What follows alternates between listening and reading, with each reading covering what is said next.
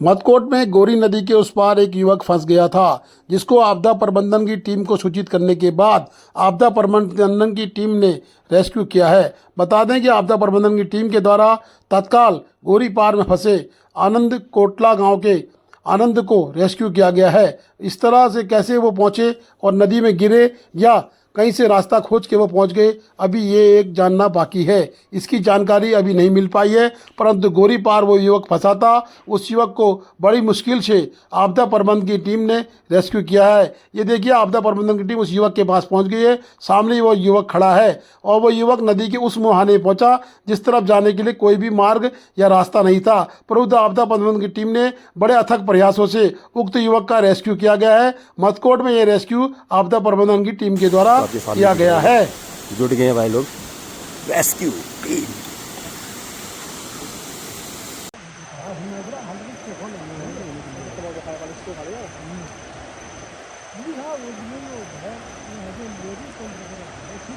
आपदा प्रबंधन की टीम पहुंच गई है।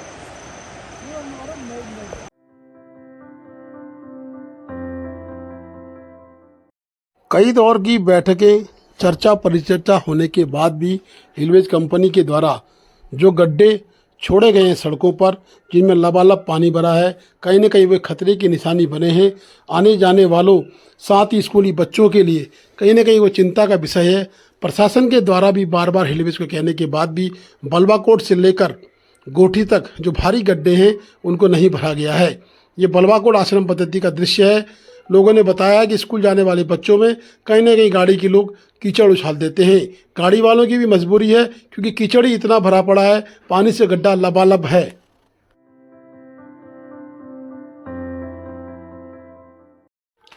थाना डीडीहाट पुलिस ने विभिन्न मामलों से संबंधित माल मुकदमाती का आज माननीय न्यायालय के आदेश पर किया विधिवत निस्तारण। बता दें कि सुरेश कंबोज थानाध्यक्ष डीडीहाट के नेतृत्व में आबकारी अधिनियम के अंतर्गत अभियोगों से संबंधित माल मुकदमाती का निस्तारण माननीय न्यायालय डीडीहाट के आदेश पर किया गया।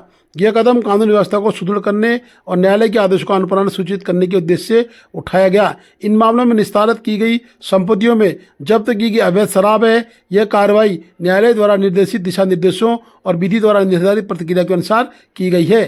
थाना डीडीहाट पुलिस ने इस निस्तारण के माध्यम से समाज में अपराधों की रोकथाम और कानूनी प्रावधानों का पालन सुनिश्चित करने की दिशा में एक महत्वपूर्ण कदम उठाया है। पुलिस विभाग का उद्देश्य समाज में शांति और सुरक्षा को बनाए रखना है और इस दिशा में यह कार्रवाई की गई है।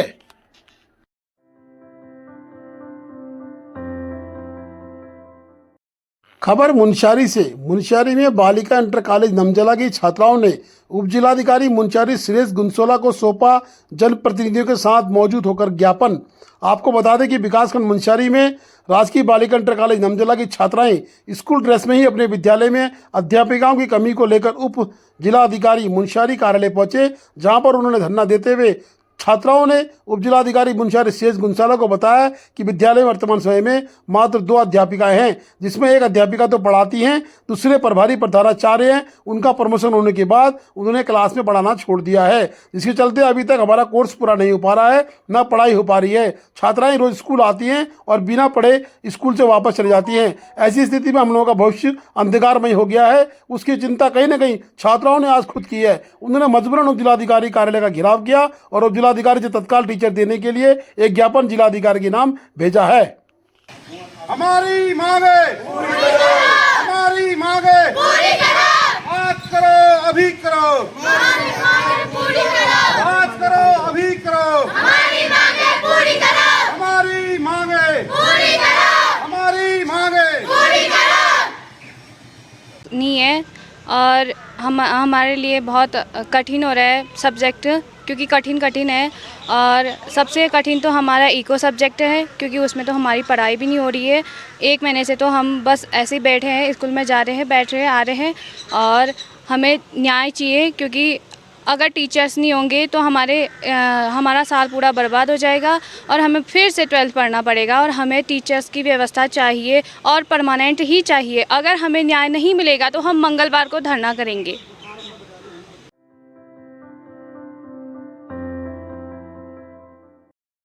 राजस्व उपनिरीक्षक की टीम धारचूला के द्वारा पूरी टीम ने आज कालिका में कहीं न कहीं अवैध खनन के खिलाफ कार्रवाई की है। बता दें कि अवैध खनन परिवहन करने के लिए जो बोरियां रेते से भरी पड़ी थी उन्हें फाड़ के बर्बाद किया गया है। साथ ही वहां जो मजदूर मिले थे उन मजदूरों को पकड़ के थाने में पहुंचाया गया है, उनके खिलाफ भी कार्रवाई की है। राजस्व निरीक्षक धारचूला ने बताया कि इस तरह की कार्रवाई लगातार चलती रहेगी। अवैध खनन के खिलाफ कहीं न कहीं अवैध खनन को परिवहन करने के खिलाफ भी कार्रवाई चल रही है। इसी क्रम में अब धारचूला की बारी लगातार आ रही है। धारचूला कालिका से अवैध खनन को नष्ट करना शुरू कर दिया है और आगे भी अवैध खनन नष्ट किया जाएगा। डीएम पिथौरागढ़ की अध्यक्षता में जिला कार्यालय में भारत नेपाल राष्ट्रों के मध्य स्थान छारचुम तहसील धारचूला में निर्माणाधीन मोटर सेतु में आवागमन संचालित किए जाने के संबंध में कार्य प्रगति की बैठक आयोजित हुई, जिसमें जिलाधिकारी ने संबंधित अधिकारियों से पूर्व में दिए गए निर्देशों के अनुपालन में किए गए कार्यों की जानकारी ली। जिलाधिकारी ने भारत नेपाल राष्ट्रों के मध्य स्थान छारचुम तहसील धारचूला में निर्माणाधीन मोटर सेतु में आवागमन संचालित किए जाने के दौरान विभागाध्यक्षों द्वारा अपने अपने प्रयोगार्थ भवनों और कक्षों की आवश्यकता के संबंधित डेटा पूर्व में दिए गए निर्देशों के अनुरूप तत्काल 25 अगस्त तक उपलब्ध कराने की बात कही है। उन दिनों उप जिलाधिकारी धारचूला एवं लोक निर्माण विभाग के अधिशासी अभियंता को भी निर्देशित किया कि संयुक्त निरीक्षण करते हुए निर्माणाधीन मोटर सेतु के समीप सभी विभागों द्वारा आवश्यकता अनुसार चिन्हित की गई भूमि में प्रस्तावित अवसंरचनाओं के अनुरूप ड्राइंग आंकलन तैयार कर हर हाल में 25 अगस्त तक उपलब्ध कराना सुनिश्चित करें।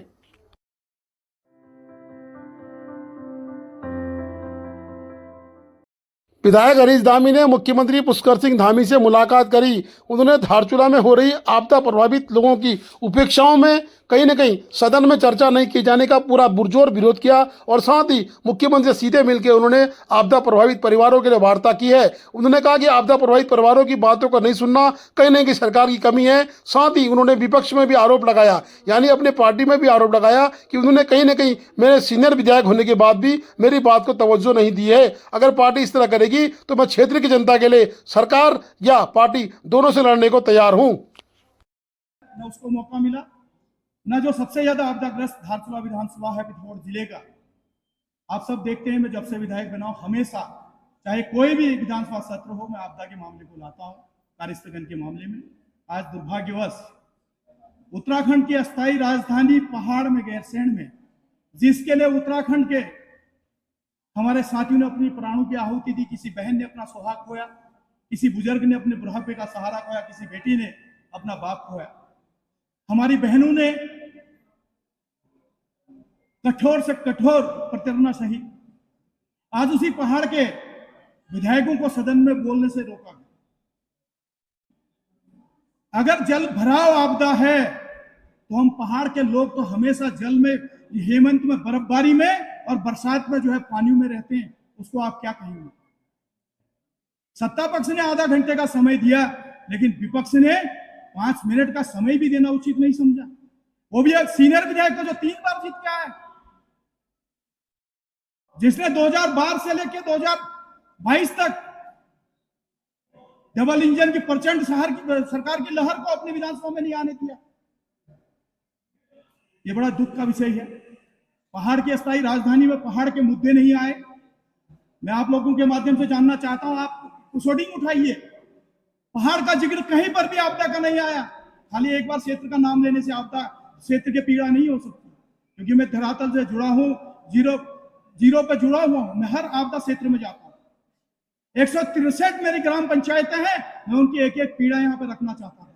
साथ ही बगल पे लगा हुआ कपकोट विधानसभा है, या मेरे ही धारचूला विधानसभा से अगर सीमाओं से लगे हुए कहेंगे आप, तो बद्रीनाथ की विधानसभा है। मैं इन तमाम पहाड़ की आवाज को, पहाड़ की पीड़ा को आपदा के मामले से सरकार को अवगत कराना चाहता था, लेकिन दुर्भाग्य सत्ता पक्ष ने आधे घंटे दिया और विपक्ष ने 5 मिनट देना उचित नहीं समझा। तो निश्चित तौर पे आज इस पहाड़ में पहाड़ के लोगों के साथ छलावा हुआ है दोनों दलों के।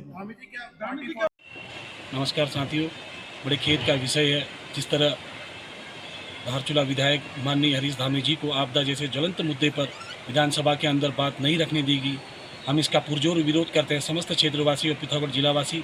कहीं ना कहीं यह सरकार आपदा पीड़ितों के संकटों को हरना चाहिए था और माननीय विधायक जी की बातों को गंभीरता से लेते हुए सुनना चाहिए था।